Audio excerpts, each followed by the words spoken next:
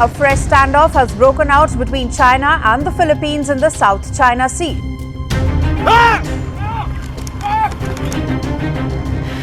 The Philippines says one of its naval sailors has been seriously injured in what it has called and quote intentional high-speed ramming by the Chinese Coast Guard in the South China Sea.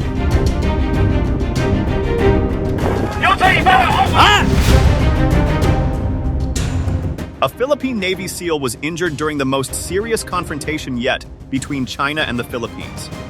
Just days later, after nearly 2 months operating in the Philippine Sea, America's only forward-deployed aircraft carrier crossed the Luzon Strait and entered the South China Sea.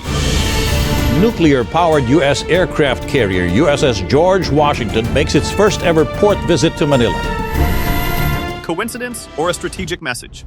The USS George Washington Carrier Strike Group had not suddenly arrived from the United States. It was already operating in the Western Pacific. But its decision to move into the South China Sea came as Washington sought to reinforce its support for Manila amid a rapidly escalating series of confrontations.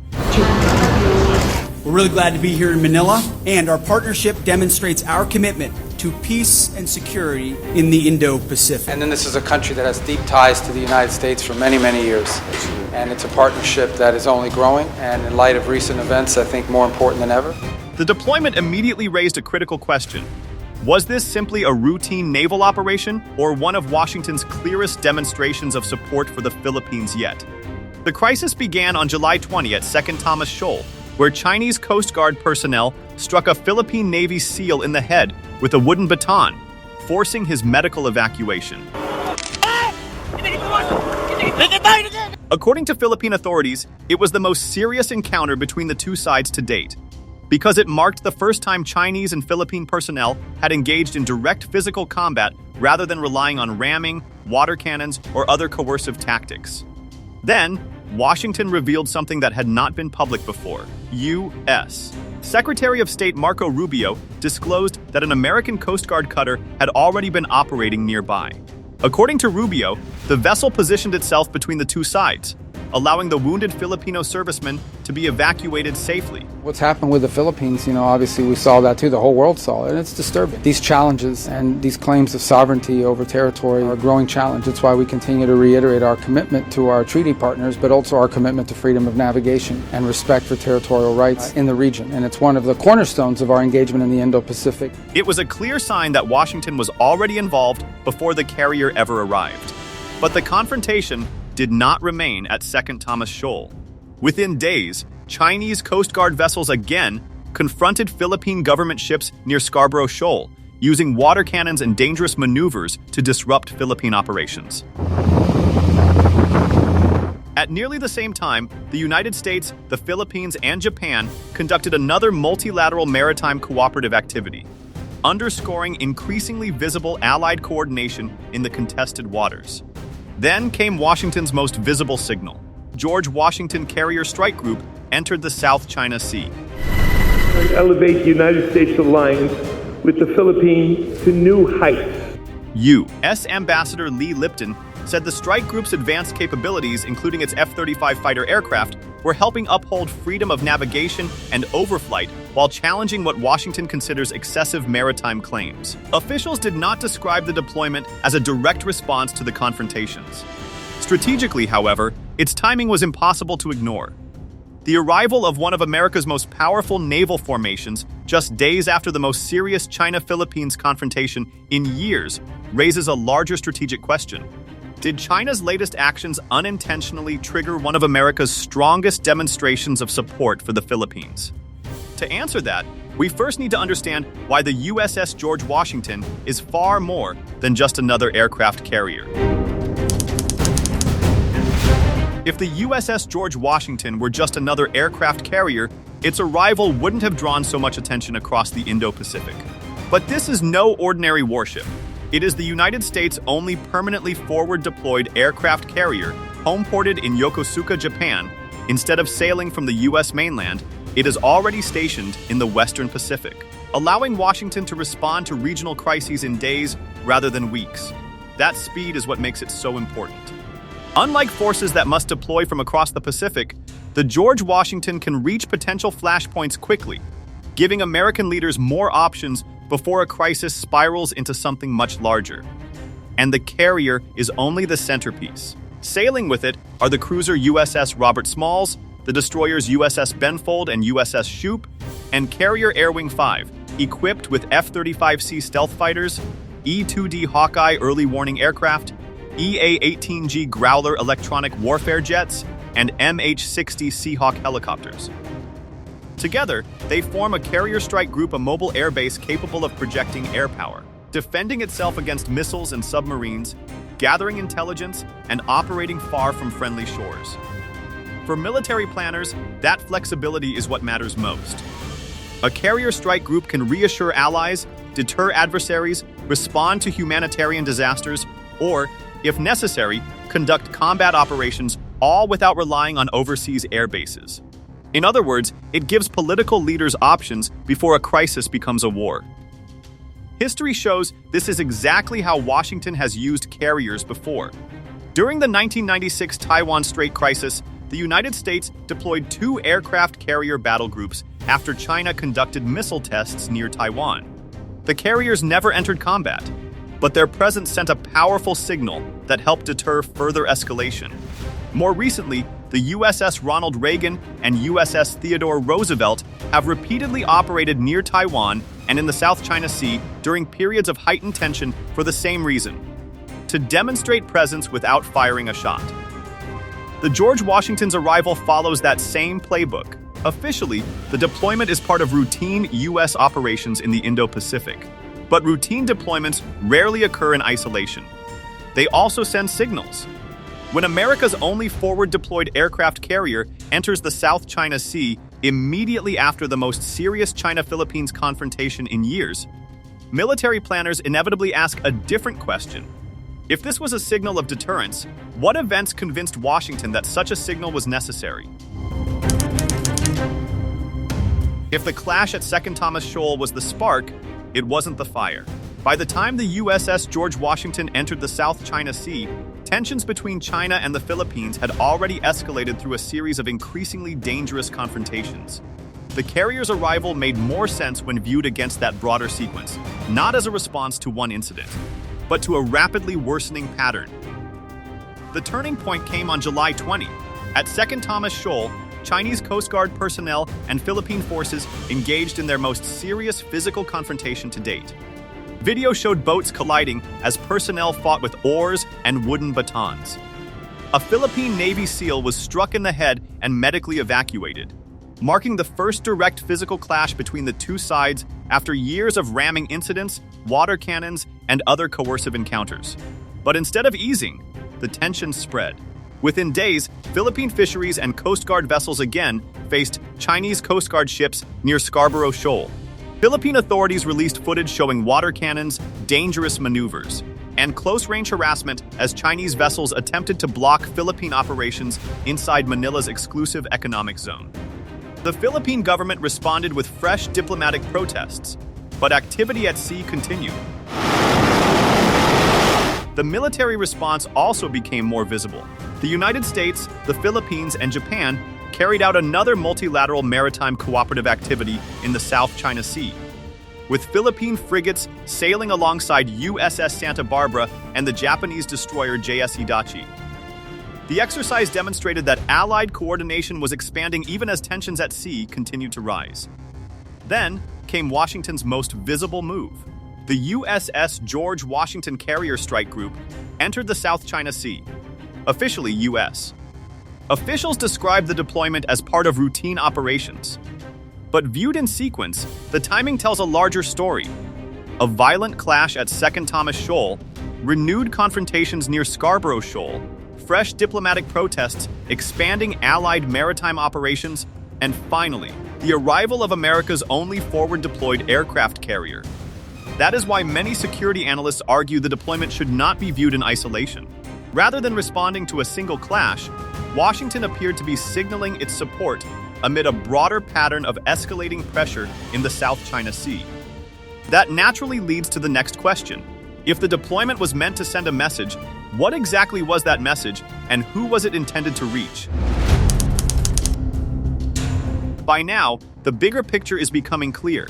The USS George Washington wasn't sent to the South China Sea because a war had begun. It was sent to help make sure one didn't. That is the logic of deterrence. Rather than waiting for a crisis to spiral into open conflict, a country demonstrates enough military capability and political resolve to convince its opponent that further escalation simply isn't worth the risk. That helps explain Washington's public messaging. U.S. Ambassador to the Philippines Lee Lipton said the George Washington Carrier Strike Group, equipped with F-35 fighter aircraft, was helping uphold freedom of navigation and overflight while challenging what Washington considers excessive maritime claims. Secretary of State Marco Rubio reinforced that message after the clash at Second Thomas Shoal. He revealed that a U.S. Coast Guard cutter had already been operating nearby and helped position itself between Chinese and Philippine forces so the injured Filipino servicemen could be safely evacuated. What's happened with the Philippines, obviously we saw that too, the whole world saw it, and it's disturbing. These challenges and these claims of sovereignty over territory are a growing challenge. That's why we continue to reiterate our commitment. Rubio then delivered an unmistakable assurance. We're already here. We're already present. We have a role, and we're not going to abandon our allies. That statement wasn't directed only at Manila. It was also meant to reassure U.S. allies across the region and to signal to Beijing that Washington was already engaged, not watching events from a distance. This is not a new strategy. During the 1996 Taiwan Strait crisis, China fired missiles near Taiwan in an attempt to increase pressure ahead of the island's first direct presidential election. The United States responded by deploying 2 aircraft carrier battle groups. They never fired a shot, but their presence changed Beijing's strategic calculations by demonstrating that further escalation carried the risk of a direct confrontation with the United States. The same logic appears to be at work today. USNI News notes that American carrier strike groups have repeatedly operated in the South China Sea following periods of heightened China-Philippines tensions, including after earlier confrontations around Scarborough Shoal. That suggests these deployments are part of a broader strategy, maintaining a visible military presence whenever the risk of miscalculation begins to rise. Whether Beijing views that presence as a stabilizing force or as a provocation is a very different question. And that's where the story turns next. How is China likely interpreting the arrival of the USS George Washington? And could a mission intended to deter conflict end up intensifying strategic competition instead? If Washington sees the arrival of the USS George Washington as an act of deterrence, Beijing is likely seeing something very different. From China's perspective, this isn't simply an American naval deployment. It is another example of what Chinese officials have long described as outside interference in the South China Sea. Following the confrontation at Second Thomas Shoal, China's foreign ministry and state media defended the actions of the Chinese Coast Guard, insisting it was carrying out lawful operations in what Beijing considers its own waters. Chinese commentary also accused Washington of encouraging Manila to take a more confrontational approach while using the tensions to justify a larger U.S. military presence. That reaction follows a familiar pattern. For years, Beijing has argued that disputes in the South China Sea should be resolved directly between the countries involved, not through the military involvement of outside powers. From that perspective, every U.S. freedom of navigation operation, joint patrol, or carrier deployment reinforces China's belief that Washington is using the region as part of a broader strategy to constrain China's growing influence. History helps explain why. In 2015, the USS Lassen conducted one of the first high-profile freedom of navigation operations near Chinese claimed features in the Spratly Islands. Beijing condemned the mission, summoned the U.S. ambassador, and accused Washington of violating its sovereignty. 3 years later, Decatur came within just a few dozen yards of a Chinese warship near Gavin Reef during another freedom of navigation operation. The ships avoided a collision, but the encounter demonstrated how quickly routine naval operations can become dangerous when neither side is willing to back down. Since then, the pattern has remained remarkably consistent. As the United States expands its military presence, China typically responds with diplomatic protests, closer surveillance by the People's Liberation Army Navy and China Coast Guard, expanded patrols, and military exercises. Yet both governments have also worked to avoid direct military conflict, recognizing the enormous costs such a confrontation would carry. That is what makes the current situation so significant. Washington views the George Washington Carrier Strike Group as reinforcing deterrence and reassuring an ally. Beijing is likely to interpret the same deployment as further evidence of deepening U.S. involvement in disputes that China considers issues of sovereignty. Neither side believes it is escalating the situation. Yet both are increasing their military presence, strengthening regional partnerships, and signaling their determination to defend their interests.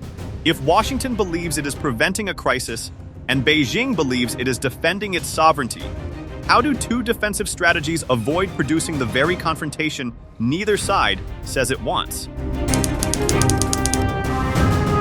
By now, one thing is becoming clear.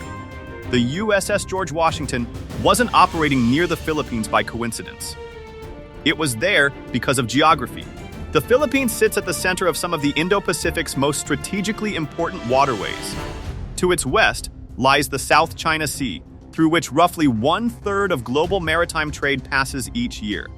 To its north are the Luzon Strait and Bashi Channel, narrow waterways separating the Philippines from Taiwan and linking the South China Sea to the wider Pacific Ocean.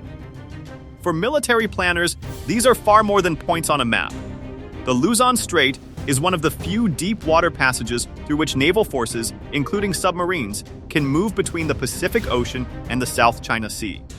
In any major regional crisis, control of these waters could influence the movement of ships, aircraft, supplies, and reinforcements. That geography helps explain why the U.S. Philippines alliance has grown significantly stronger. Through the Enhanced Defense Cooperation Agreement, Washington has expanded rotational access to Philippine military facilities, allowing U.S. forces to train together, pre-position equipment, and improve their ability to respond quickly during regional contingencies. At the same time, both governments have repeatedly reaffirmed that the 1951 Mutual Defense Treaty remains the foundation of their alliance. The importance of that partnership extends well beyond the South China Sea. If a future crisis were to erupt over Taiwan, the northern Philippines would become a critical hub for logistics, surveillance, humanitarian assistance, and military operations because of its proximity to the Luzon Strait. That strategic reality has made the Philippines increasingly central to American planning in the Western Pacific. In the end, this is less about ideology than geography. The Philippines occupies a pivotal position along the first island chain, which stretches from Japan through Taiwan and the Philippines towards Southeast Asia. For Washington, maintaining access along this chain supports freedom of navigation, strengthens alliances, and enables a rapid response to regional crises. For Beijing, the same geography presents one of the main barriers to projecting naval power farther into the Pacific. That is why events in the Philippines now resonate far beyond Manila. They shape the strategic calculations of the United States, China, Japan, Australia, and other regional partners. And that brings us to the final question. Has China's growing pressure on the Philippines ended up strengthening the very alliance it hoped would weaken? After following the event step by step, a clear pattern emerges. Each time tensions between China and the Philippines have intensified, the U.S.-Philippines alliance has generally grown stronger, not weaker. Following major confrontations in the South China Sea, Washington has expanded joint patrols, increased the scale of Balakatan exercises, accelerated the implementation of the Enhanced Defense Cooperation Agreement, and deepened security cooperation with partners such as Japan and Australia. The arrival of the USS George Washington Carrier Strike Group, alongside recent trilateral maritime activities, fits into that broader pattern rather than standing alone. History shows this dynamic is not unusual. Throughout the Cold War, sustained pressure often strengthened opposing alliances instead of weakening them. Repeated crises encouraged closer military coordination, intelligence sharing, and long-term strategic planning. A similar pattern may be emerging in the Indo-Pacific. China says it is defending its sovereignty and maritime interests. The United States says it is supporting freedom of navigation and honoring its treaty commitments to the Philippines. Both governments present their actions as defensive. Yet the cumulative effect is difficult to ignore. The Philippines has become more deeply integrated into U.S. regional strategy. Japan has assumed a larger security role. combined exercises have expanded, access agreements have grown. And after the most serious China-Philippines confrontation in years, one of America's most powerful naval formations entered the South China Sea. So let's return to the question that opened this video. Did China intend to bring an American aircraft carrier into the South China Sea? Probably not. But the sequence of events suggests that repeated confrontations have coincided with deeper U.S. Philippines military cooperation and increasingly visible demonstrations of American commitment. Whether that ultimately strengthens stability through deterrence or increases the risk of future miscalculation through greater military proximity remains one of the defining strategic questions facing the Indo-Pacific. Because in geopolitics, the greatest consequences are not always the ones anyone planned. Sometimes they emerge from the patterns created over time.